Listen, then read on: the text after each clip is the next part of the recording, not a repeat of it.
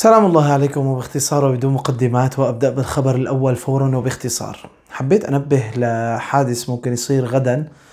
صفارات الإنذار رح يتم إطلاقها الساعة 9:05 صباح الأحد 10/11/2024 في عموم مدن تركيا في ذكرى وفاة مؤسس الجمهورية التركية. حبيت أنبه لهذا الأمر للناس اللي ما بيعرفوا شو تفسير هذا الأمر. الخبر الثاني، نصح بنك سوسيتي جنرال الفرنسي مستثمريه بشراء الليرة التركية على المدى القصير عقب ارتفاع توقعات التضخم، متوقعا خفض سعر الفائدة في تركيا ابتداء من فبراير 2025.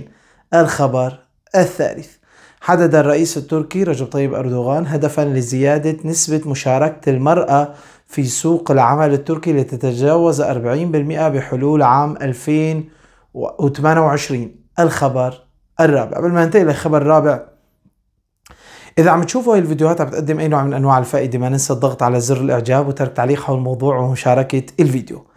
استمرت الخطوط الجوية التركية في تحقيق نمو ملحوظ في عدد المسافرين، حيث سجلت زيادة بنسبة 4.8% في شهر أكتوبر مقارنة بالعام الماضي، ليصل إجمالي عدد المسافرين إلى 7,100,000 مسافر. الخبر الخامس، بدأت سفينة الحفر التركية، سفينة التنقيب والحفر التركية عبد الحميد خان اليوم أول عمليات التنقيب عن الغاز في بحر أمصرة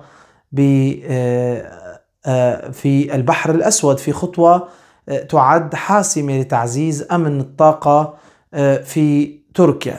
الخبر الخامس، أعلنت هيئة الإغاثة التركية الإنسانية المعروفة باسم إيهاها أنها قدمت معدات وأجهزة طبية لمستشفى إدلب، إضافة إلى توزيع مستلزمات دراسية قرطاسية على 41,401 من الطلاب في إدلب وريف حلب.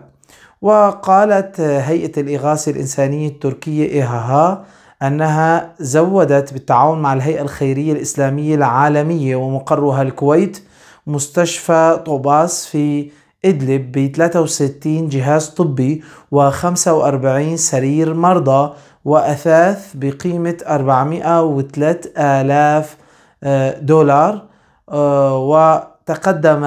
وتقدم المستشفى خدماتها لسكان بلدتين و11 قرية و59 مخيم في المنطقة، ويعمل فيها 56 طبيب، وتتضمن المستلزمات الدراسية الموزعة على الطلاب أغراضا متنوعة مثل أقلام، الدفاتر، المساطر، وأقلام التلوين والحقائب الدراسية.